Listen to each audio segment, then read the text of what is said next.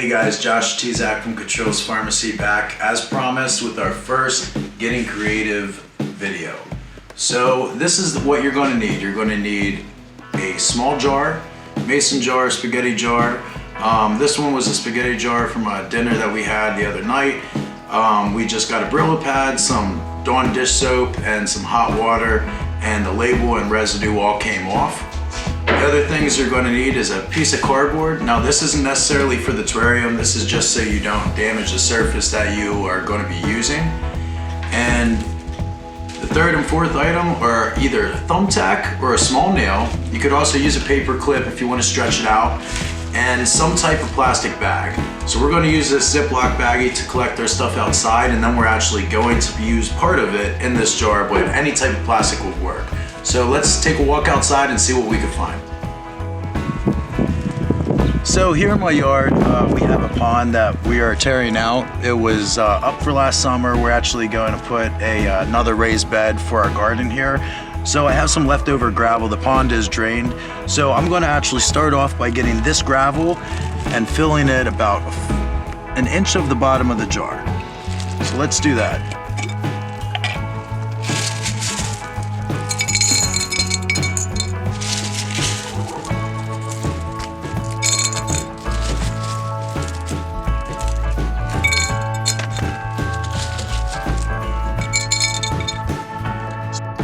Over here by our garden, we have some moss growing on the bricks. And what I'm going to do is with a spoon, I'm just going to peel some of this off, and I'm going to put it in our bag that we brought outside with us.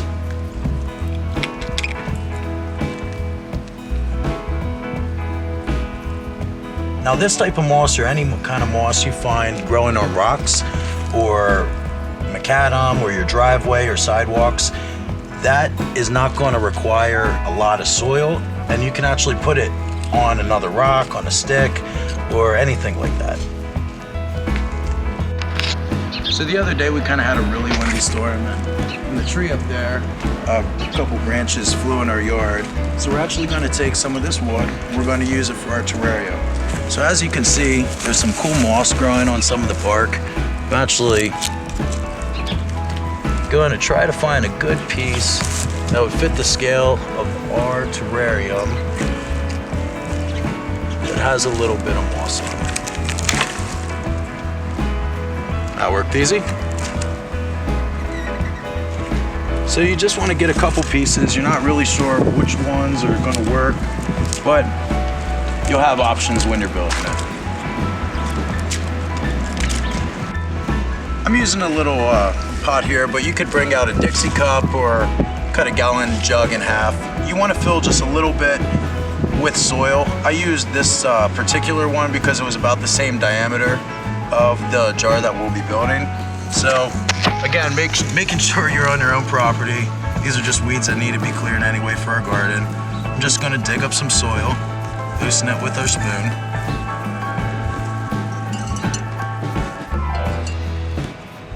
Take out any weeds that you can, but root matter is okay, that will just break down.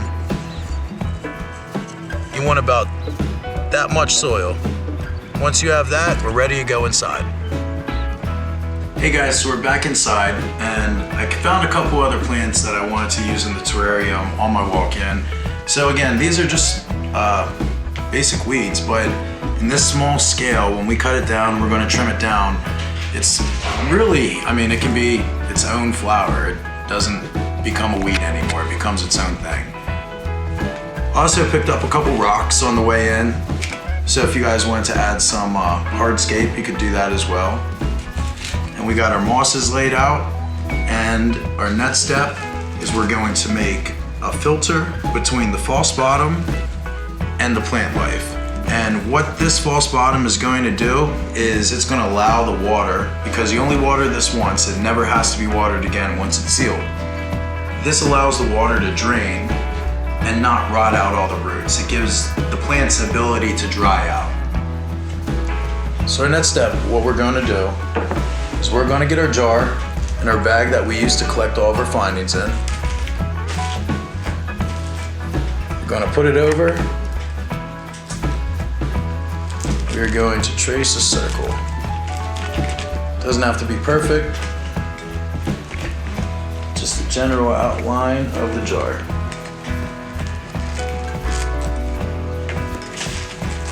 Should look something like this.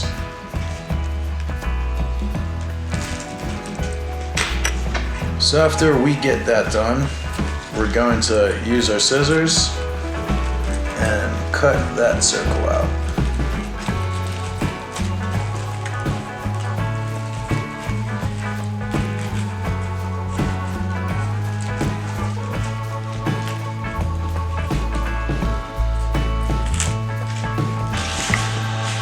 Now on the bottom one, without the pen marks, since it's a bag you should have two, we're going to lay that down. We're going to take our tiny nail or paper clip or thumbtack, whatever you decide to use, and this is why we use the cardboard. We're going to poke holes in it.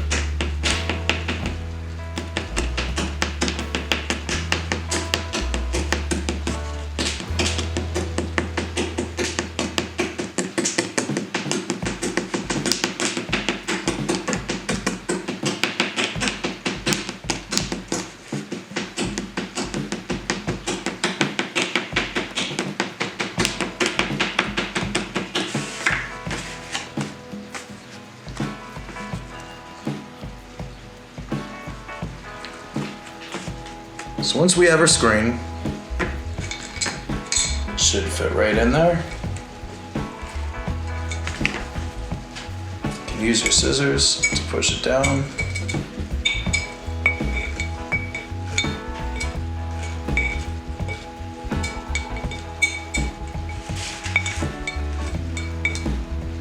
You want to cover in all the rocks. Now with most jars, you'll either have a seam running down the middle. So mine's right here. Also mine has some lines on it for measuring. You want to make sure that the front is your clear side so you have a clear window. And after we get the plastic in, you can dump the soil. That was too much soil.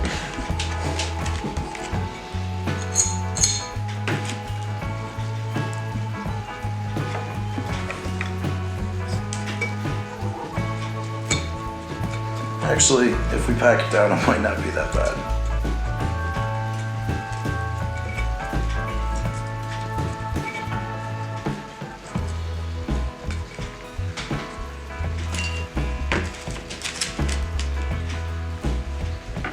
All right. So the first thing we're going to do is we're going to go over to our sticks and try to find a good one that fits the jar.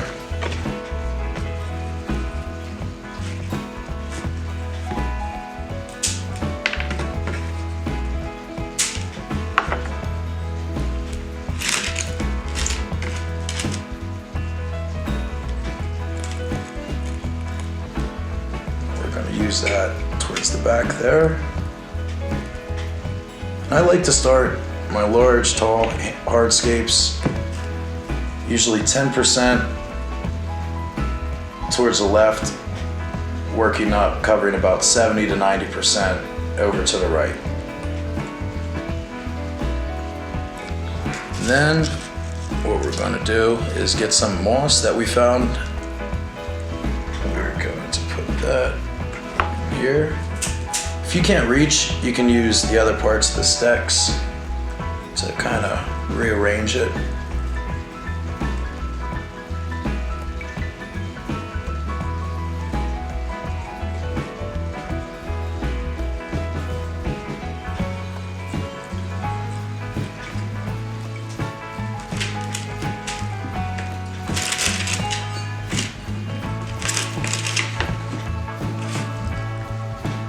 Then this weed that we found, it looks like it's going to be too big as it is, but if we cut some back,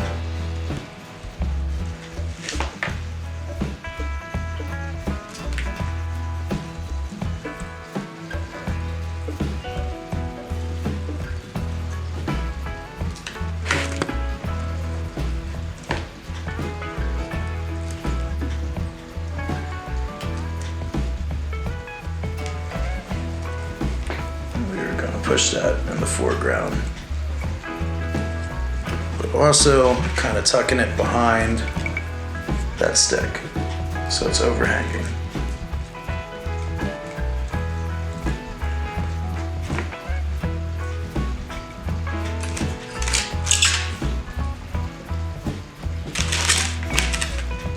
Now, you guys can kind of put it however you want. I'm going to take these flowers and kind of wrap them around the sticks to kind of make it seem like it's part of the tree.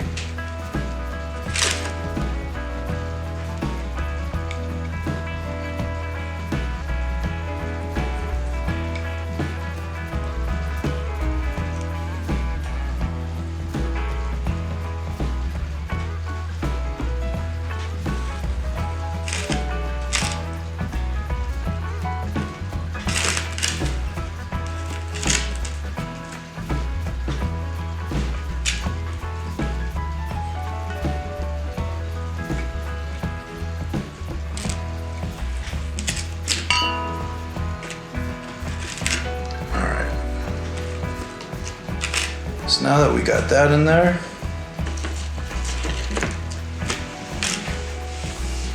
I think over to the right needs something. So I'm going to use a smaller, again, it's a weed, but in this kind of scale, it will look almost like a vine. So I'm using a smaller leaf.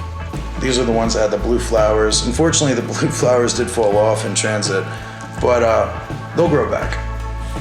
That's the one nice thing about weeds is you don't have to worry about killing them.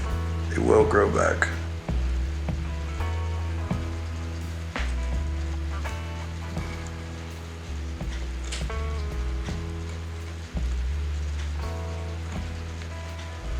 Now, when I plant them, what I usually do is I get the stick and I kind of push it down. So I push the base down on the roots and then I just shake it to get it back up.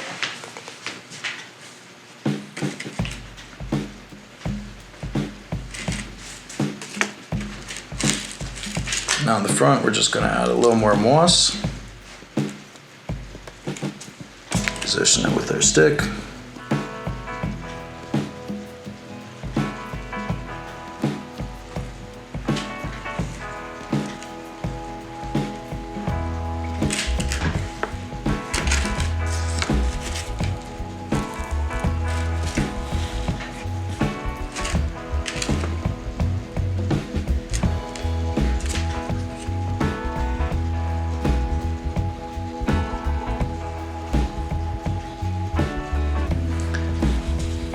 It looks like this is actually two different types of moss, which is kind of cool. We'll add a little bit of more texture to it and have it look. So if you can see right here, it looks like that's sphagnum moss there, and the front looks more like cushion moss. And like I said, that's not necessarily a bad thing.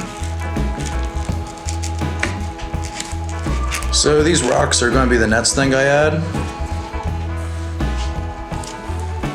And I think I'm just going to use one.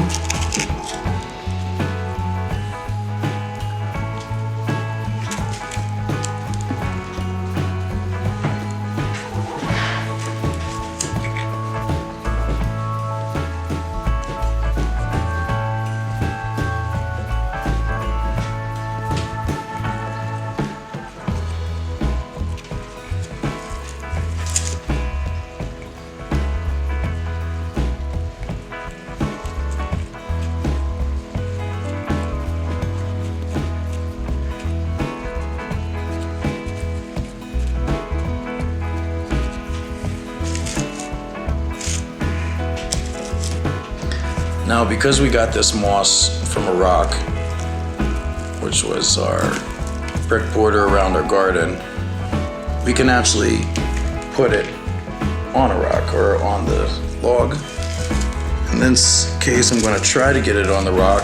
You can, if you have, use super glue or Gorilla Glue. It actually won't hurt. It's completely non-toxic to the plants. Now, this is only for moss though. I don't know that about anything else.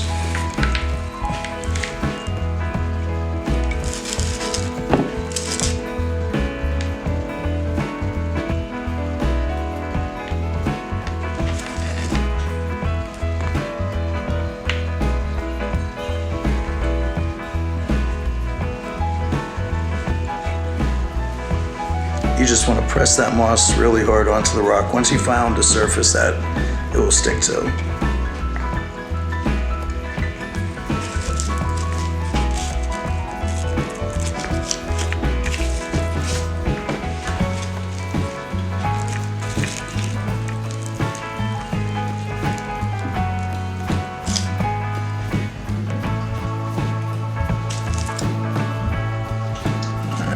Add a little more of the moss in the foreground.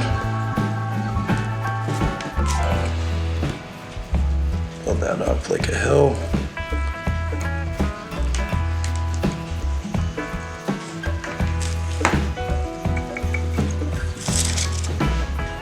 It's starting to look like something. I'm going to actually even put more moss on that. And what's that's going to do is the moss underneath will die, it will break down, but it will act as like good fertilizer and soil for the stuff we're putting on top, but it's going to build it up and it's going to make it look more three-dimensional. So we're going to kind of step up. So from the bottom to the rock, which the moss will drop to the top of that, and then up to the back plants and branches. So put that in there.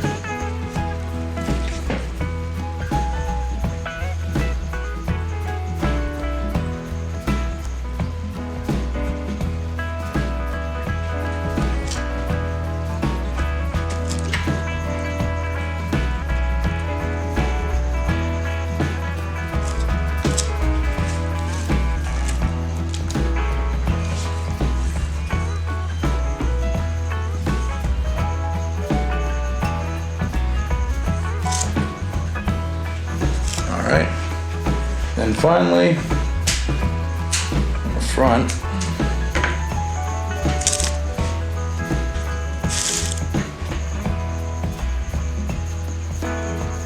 we're just going to lay this here like a fallen log on a trail kind of deal.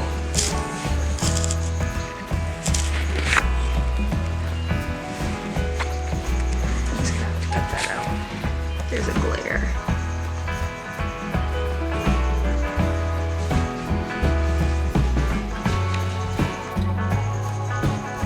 All right, for our last step is we are going to water it.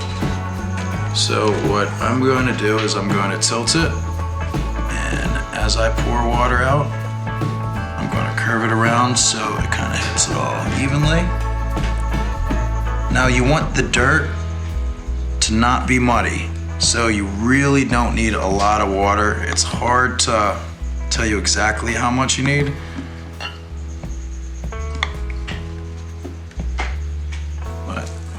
You want it about like that. So you want it to be consistently wet through the whole thickness of the dirt, but you don't want it to be a swamp in here. So as you can see, there is water in there, which that'll be okay. After it's watered, you can seal it.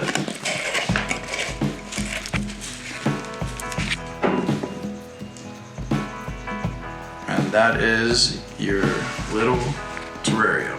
Now, this will never have to be watered. If you filled the water the right amount, what you'll see is twice a day, this will fog up. It will have condensation over all the glass. And that's what you want to see. You want it to see it in the morning and usually as the sun goes down. You want to keep this also on a windowsill. If it's fogged up all the time, just leave the lid off, and through condensation, it will evaporate, and once the water level is a little lower, you can reseal it back up. But once this is sealed, if you put the right amount of water, you never have to water this again. It's good to just let it sit on your windowsill and rock.